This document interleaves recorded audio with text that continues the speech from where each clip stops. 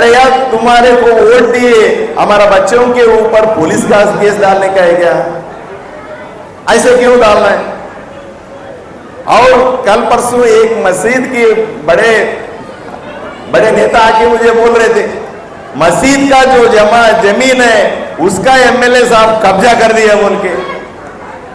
आप बोलिए, आप सोचिए, पूछिए स्टेज में जितने लोग हैं उतने लोगों से पूछिए, कितने मुसलमान समाज की लोगों की घर जमीन कब्जा हुआ?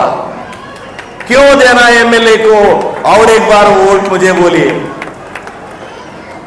क्यों नफरत करना है भारतीय जनता पार्टी से? और एक बार बोलते हैं, अरे यार भारतीय जनता पार्टी सत्ता में आएगा 4% मुसलमान की रिजर्वेशन निकाल देंगे। क्यों निकाल दे भाई? अंबेडकर जब संविधान बनाए, कॉन्स्टिट्यूशन बनाए, उसका आपका हक है, उसमें से 4% कैसे निकाल सकते? ना मोदी या ना किसी हुई, क्यों निकालने की सोचते बोलिए आप? जब आप वोट दे रहे भारतीय जनता पार्टी, ये लोग बार बार बोले नहीं दे दो। अम्मा मैं उत्तर प्रदेश में इलेक्शन लड़ा था, मैं जाके ऑब्जर्वर जैसा, मैं खुद नहीं लड़ाऊं लेकिन वहां पे जाके इलेक्शन का काम कराऊं। उत्तर प्रदेश में मुस्लिम्स भारतीय जनता पार्टी को वोट दे रहे, गुजरात में मुसलमान समाज नरेंद्र मोदी को वोट दे रहे, पश्चिम बंगाल में वोट दे रहे, आदोनी में क्यों वोट नहीं देंगे? मैं आपके सेवा करने के आए, पार्टी क्या है? काली पीली ऐसी बोल रहे समाज के लोग भारतीय जनता पार्टी को वोट नहीं दे रहे, भारतीय जनता पार्टी को ये करते वो करते बोलते। वो यकीन नहीं करना बोल रहा था, मैं एक ही बोल रहा था। ऐसी जो बोल रहे उसका बात आप सोचना भी नहीं है, उसके बारे में सुनना भी नहीं। एमबीसी के बारे में बोला जरा, वो डर बल्ला बताएंगे अपोजिशन वाले हम इसके बारे में जरा। और एक बात नहीं बोल रहे थे, सीएए बोल के, एनआरसी बोल के 2 बार बोल रहे थे बार बार। अरे हमारे सीएए जो है वो भारत के अंदर जो निवासी मुस्लिम है उसका कुछ रिलेशन नहीं है। जो बाहर से बांग्लादेश के अंदर, अफगानिस्तान के अंदर, पाकिस्तान के अंदर और बाहर से जो माइनॉरिटी हिंदू लोग हैं वो लोग भारत में आए तो उनके लिए बनाए सो कानून है, उसका कुछ लेना देना ही नहीं। मुसलमान समाज की सीएए की क्या रिलेशन है बताइए? काली पीली आपको ये वो गलत बात फैला रहे, ये बात सुनना नहीं है आप। और एनआरसी की बात कर रहे हैं, एनआरसी की भी ऐसी कोई चीज नहीं आदोनी के अंदर या आंध्र प्रदेश के अंदर मुसलमान लोगों को कुछ परेशान करे। मैं बोल रहा हूं भारतीय जनता पार्टी के कार्यकर्ता नाते, आपके रिप्रेजेंटेटिव का नाते, मैं यहाँ पे एमएलए बन रहा हूं। एमएलए बनने के बाद कोई भी आपको परेशान करे सीएए के बारे में, एनआरसी के बारे में, मुझे बोलिए, मैं देख लेता हूं। ऐसा कोई चीज नहीं यहाँ पे, मैं देख लेता हूं। और डॉक्टर प्रसाद भी आए तो या मुसलमान को कुछ नुकसान होता है? क्यों नुकसान होता भाई?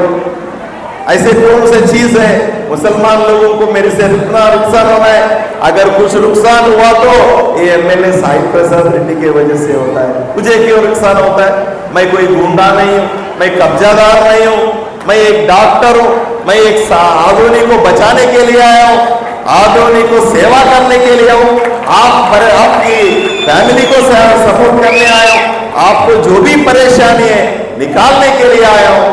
क्यों मेरे से क्यों तकलीफ होता है समाज के लिए? एक बार सोचिए, ये पूरा गलत बात है और गलत चीज है। एमएलए साहिब प्रसाद रेड्डी होना बोल के ये मुस्लिम है, ये हिंदू है बोल के अलग अलग करके बात कर रहे, इसके बारे में आप सुनना ही नहीं। अम्मा लास्ट में एक ही बात बोलता हूं, इतने लोगों को आप एमएलए बनाए, इतने लोगों को आप एमपी बनाए, मुझे भी एक मौका दीजिए, मैं कैसे आपकी सेवा कर सकता हूं आप देख लेते हैं। परेशानियां वैसी है परेशानी मैं दूर कर सकता हूँ। नरेंद्र मोदी जी मेरा गुरु जी है, मेरा बाप जैसा है, वो मुझे बेटा जैसा मानते हैं।